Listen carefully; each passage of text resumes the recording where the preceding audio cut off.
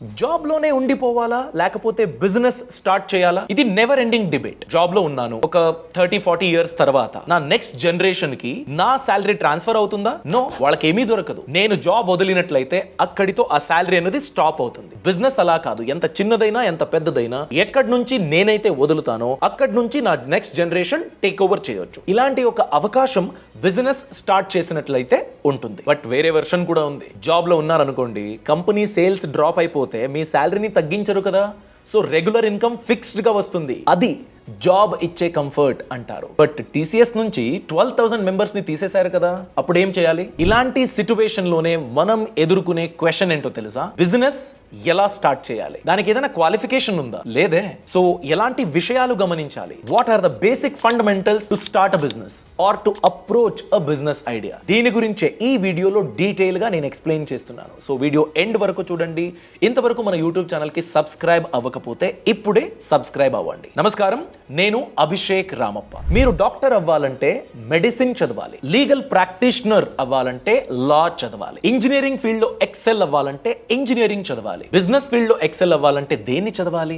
ఎలా చదివితే నీ బిజినెస్ పక్కా సక్సెస్ఫుల్ అవుతుంది? ఇలాంటిది ఏదైనా సెట్ రూల్స్ ఉన్నాయా? లేదు. బట్ బిజినెస్ ఫీల్డ్ అని చూసుకున్నట్లయితే మీరు ఒక ఐడియాని ఎంచుకుంటారు. ఆ ఐడియా ఎలా ఇంప్లిమెంట్ చేయాలి? నా ఇన్వెస్ట్మెంట్ మీద రిటర్న్స్ వస్తాయా లేదా? దీన్ని వాలిడేటింగ్ బిజినెస్ ఐడియా అంటారు. దీని గురించి ఒక 3-4 క్వశ్చన్స్ ఉన్నాయండి. ఆ క్వశ్చన్స్ మీకు తెలిసినట్లయితే చాలా ఈజీ. మార్కెట్ లో డిమాండ్ ఉందా?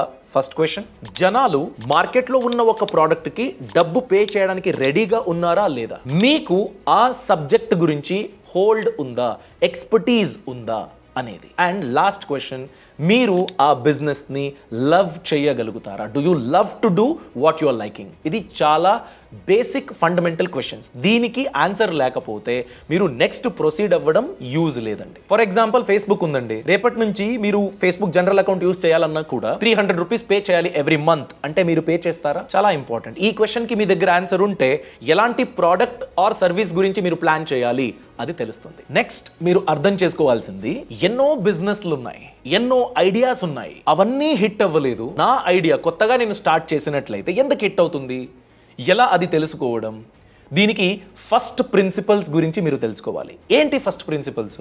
ఇప్పుడు ఈలాన్ మస్క్ ఫాల్కాన్ రాకెట్ ని తయారు చేశారు. సో ఎలా తయారు చేశారు?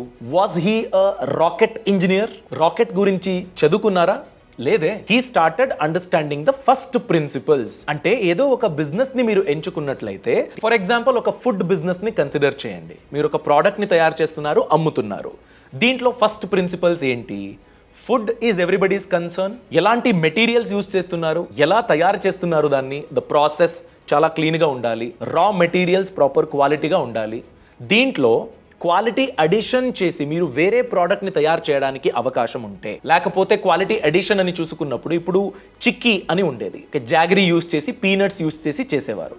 ఇప్పుడు దాంట్లో మిల్లెట్ చిక్కీ వచ్చేసింది. Again that's a quality addition. Millets అని చూసుకున్నట్లయితే చాలా ఇంపార్టెంట్, ఫైబర్ ఎక్కువ ఉంటుంది, న్యూట్రిషనల్ వాల్యూ ఎక్కువ ఉంటుంది, ప్రోటీన్ కంటెంట్ ఎక్కువ ఉంటుంది.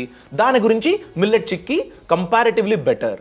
సో అదొక వాల్యూ అడిషన్. ఫస్ట్ ప్రిన్సిపల్స్ లో కొన్ని ట్వీక్ చేసినట్లయితే ఇలా ఒక different and more valuable product అనేది దొరికింది. ఇలాంటి ఫస్ట్ ప్రిన్సిపల్సే ఇలాన్ మస్క్ సక్సెస్ కి కారణం. ఫుల్లీ రీయూజబుల్ రాకెట్స్ ని తయారు చేశారు. అలానే మోస్ట్ పవర్ఫుల్ లాంచ్ వెహికల్ ని బిల్డ్ చేశారు, స్టార్షిప్ ఆ వెహికల్ పేరు. అంటే ఒక 100 మెట్రిక్ టన్స్ వరకు ఎర్త్ ఆర్బిట్ కి తీసుకు వెళ్ళడానికి అది కేపబుల్ గా ఉంది. ఈ కెపాసిటీని మ్యాచ్ చేసే ఇంకో పవర్ఫుల్ లాంచ్ వెహికల్ అనేది లేదు. ఈ కెపాసిటీ ఇండస్ట్రీ బెస్ట్ అనిపించుకుంటుంది. All because of first principles అండి. సో మీరు చేస్తున్న బిజినెస్ ఐడియాలో ఫస్ట్ ప్రిన్సిపల్స్ ఏంటి, ఎలా ట్వీక్ చేయొచ్చు, జనాలు దానికి పే చేస్తారా, దీన్ని అర్థం చేసుకోండి. ఈ స్టేజ్ ని మీరు కరెక్ట్ గా క్లియర్ చేశారంటే నెక్స్ట్ వచ్చేది ఎలా డిసిషన్స్ తీసుకుంటారు, ఎలాంటి స్ట్రాటజిక్ మూవ్స్ మీరు తీసుకోగలుగుతారు.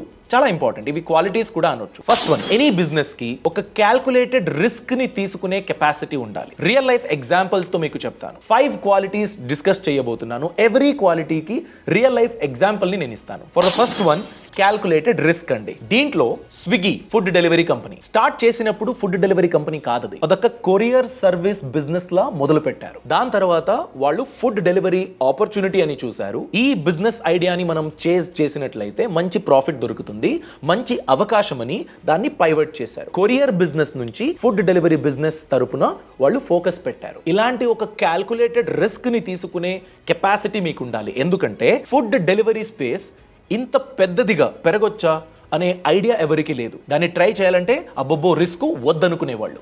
బట్ స్విగ్గీ ట్రై చేసింది, ఇప్పుడు 1 lakh crore worth market capitalization ఉన్న ఒక లిస్టెడ్ కంపెనీగా ఉంది. సెకండ్ పాయింట్ ఫోకస్ అండి. అంటే మీ కోర్ బిజినెస్ గోల్ ఏంటి, దాని గురించి క్లారిటీ ఉండాలి, దానిపైనే ప్రయారిటైజ్ చేయాలి. మీ ఎనర్జీ, మీ టీమ్ ఇవన్నీ అలైన్డ్గా ఉండాలి. ఫోకస్ కాన్సెప్ట్కి రియల్ లైఫ్ ఎగ్జాంపుల్ అంటే ఫ్లిప్కార్ట్.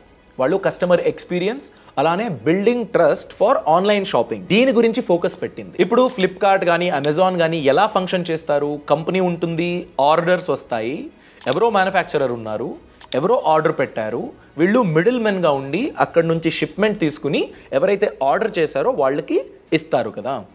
ఫ్లిప్కార్ట్ కంపెనీ వాళ్ళు ఇనీషియలీ ఆ ఎక్స్పీరియన్స్ గురించి, కస్టమర్ ఎక్స్పీరియన్స్ ని ఫోకస్ చేయాలని వాళ్లే డెలివరీని హ్యాండిల్ చేశారు కంప్లీట్గా ఇనీషియల్ డేస్ లో. దాన్ని అర్థం చేసుకునేదానికి ఎలా మనం ఫుల్ ప్రూఫ్ ఒక సిస్టమ్ ని బిల్డ్ చేయొచ్చు, దాని గురించి ఫోకస్ చేశారు. చాలా important. Next point, to think differently from crowd. అందరూ ఆలోచిస్తారు, బట్ మీ ఒక్క బిజినెస్ ఐడియా $1 million బిజినెస్ గా ఎదగాలంటే మీరు చాలా డిఫరెంట్ గా థింక్ చేయాలి, దాని గురించి జనాలు పే చేయాలి. చాలా ఇంపార్టెంట్ ఇది.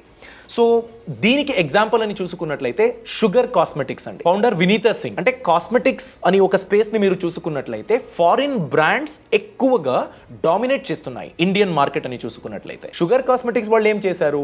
మంచి ప్రోడక్ట్ అయితే వాళ్ళు క్రియేట్ చేసేసారు. ఎలా సెల్ చేసేది? ఆల్రెడీ ఫారిన్ బ్రాండ్స్ ఉన్నాయి, మార్కెట్ షేర్ ని తీసుకున్నాయి. సో మనం ఎలా ఎంటర్ అవ్వాలి? వాళ్ళు చూస్ చేసుకున్నది డిజిటల్ ఫస్ట్ అనే ఒక స్ట్రాటజీ. అంటే ఆన్లైన్లో ఎక్కువగా షుగర్ కాస్మెటిక్స్ దొరికేటట్టు చూసుకున్నారు. Their primary space was online market అండి షుగర్ కాస్మెటిక్స్. అలానే ఇప్పుడు నేను ఒక కాస్మెటిక్స్ కి ఇన్వెస్ట్ చేయాలనుకోండి, కాస్ట్లీ ఉంటుంది. ఏదో ఒక ప్రోడక్ట్ తీసుకున్నా, అది సరిలేకపోతే, నా రిక్వైర్మెంట్ కి మ్యాచ్ అవ్వకపోతే అప్పుడు ఏం చేయాలి? సో ఈ ఫియర్ లో ఎంతో మంది కొనుక్కోరు. ప్రోడక్ట్ గురించి డిస్క్రిప్షన్ అయితే బాగుంది, రివ్యూస్ కూడా బాగున్నాయి, ఎలా తీసుకోవడం అనే ఒక టెన్షన్ ఉంటుంది. ఆ ప్రాబ్లమ్ కి వాళ్ళు సొల్యూషన్ కనిపెట్టారు. ఏంటంటే మినీ ప్రోడక్ట్ అని ఒక శాంపుల్ ఇచ్చారు. అంటే నేను ఒక 1000 రూపీస్ ప్రోడక్ట్ కొనుక్కునే ముందు మేబీ ఒక 100 రూపీస్ 50 రూపీస్ పెట్టి ఒక మినీ ప్రోడక్ట్ ని కొనుక్కోవచ్చు. శాంపుల్ అది. ఆ శాంపుల్ నాకు సూట్ అయిందంటే మెయిన్ ప్రోడక్ట్ ని నేను ఆర్డర్ చేస్తాను. ఇలా షుగర్ కాస్మెటిక్స్ సేల్స్ ని పెంచుకుంది, ప్రాబ్లమ్స్ ని సాల్వ్ చేసింది. అంతేకాకుండా ఇన్ఫ్లుయెన్సర్ మార్కెటింగ్ మీద ఎక్కువ ఇన్వెస్ట్మెంట్ పెట్టారు. డిజిటల్ ఫస్ట్ అని చెప్పాను కదా, ఇది కూడా డిజిటల్ ఫస్ట్ లోనే వస్తుంది. ఎవరో ఒక ఇన్ఫ్లుయెన్సర్ ఉన్నారు, వాళ్ళు కాస్మెటిక్స్ ని వాడారు, నాకైతే ఇలాంటి ఒక ఫీలింగ్ వచ్చింది, మంచిగా ఉంది ప్రోడక్ట్, మీరు కావాలంటే యూజ్ చేయొచ్చు. ఇలా ఒక టెస్టిమోనియల్ లా కనపడే ఇన్ఫ్లుయెన్సర్ మార్కెటింగ్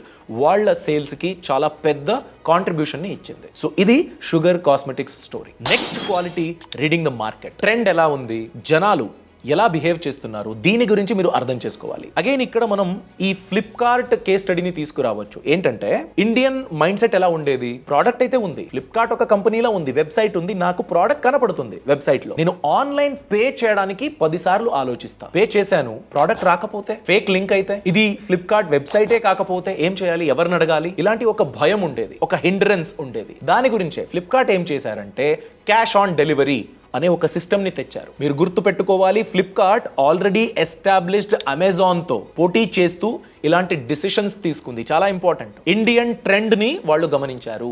ఆన్లైన్ పే చేయడానికి ఒక భయం ఉంది. సో అప్పుడు వాళ్ళు క్యాష్ ఆన్ డెలివరీ అనే ఆప్షన్ ని ఇచ్చినప్పుడు వాళ్ళకి సేల్స్ అయితే చాలా బాగా అయింది. ఫ్లిప్కార్ట్ కేస్ స్టడీ అని చూసుకున్నట్లయితే.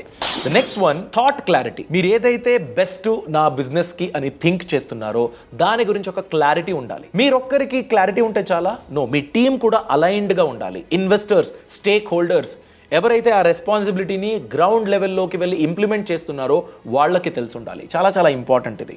ఇప్పుడు ఫర్ ఎగ్జాంపుల్ జిరోదా అనుకోండి. జిరోదా పేరే చెప్పేటట్టు జీరో రోధా, అంటే ఇన్వెస్ట్మెంట్ చేసేదానికి కొన్ని ప్రాబ్లమ్స్ ఉండేవి. అలాంటి ప్రాబ్లమ్స్ రీటైల్ ఇన్వెస్టర్లకు ఉండకూడదు. ఏ విధమైన ప్రాబ్లం లేకుండా అందరూ ఇన్వెస్ట్మెంట్ చేయడానికి కావాల్సిన ఒక డెమోక్రటైజ్డ్ సిస్టమ్ రావాలి అని ప్లాన్ చేసుకున్నారు. సో వాళ్ళు ఇన్వెస్ట్మెంట్ ని సింపుల్ చేశారు, జీరో రోధా. అలానే ఫ్లిప్కార్ట్ మీరు చూసుకున్నా కూడా ఫ్లిప్కార్ట్ గోల్ ఏంటి? To be the Amazon of India. దాన్నే టీమ్ కి, స్టేక్ హోల్డర్స్ కి, ఎవరైతే రెస్పాన్సిబిలిటీస్ ని హ్యాండిల్ చేస్తున్నారో వాళ్ళకి ఫ్లిప్కార్ట్ టీమ్ కమ్యూనికేట్ చేసింది. అది కూడా వాళ్ళ బిజినెస్ షేప్ అయ్యేదానికి చాలా హెల్ప్ఫుల్ అయ్యింది. సో ఇప్పుడు నేనేం చేస్తున్నానో as a team member, not as a owner, as a team member నా రెస్పాన్సిబిలిటీ ఏంటి, నేను ఎలాంటి పని చేస్తే, ఎలా డెలివర్ చేస్తే నా కంపెనీకి ప్రాఫిటబుల్ అవుతుంది, ఇలాంటి ఒక క్లారిటీ లేకపోతే ఏ బిజినెస్ అయినా బిల్డ్ చేయడానికి అవకాశం ఉండదండి. సో ఇవన్నీ మీ బిజినెస్ ఐడియా గురించి, ఆల్రెడీ ఎగ్జిస్టింగ్ బిజినెస్ గురించి మీరు ప్లాన్ చేసుకుంటారు. ఏదైనా ప్రాబ్లం ఉంటే ఫస్ట్ ప్రిన్సిపల్స్కి వెళ్ళి దాన్ని ట్వీక్ చేసి దాన్ని ట్రాక్కి మళ్ళీ తీసుకువస్తారు అని నేనైతే ఆశిస్తూ ఉన్నాను. మీకు ఏదైనా క్వశ్చన్స్ ఉన్నా కూడా కమెంట్ సెక్షన్లో తెలియచేయండి, దాని గురించి కూడా వీడియో చేస్తాం. Thank you very much for watching. Boss Wala. Be the boss.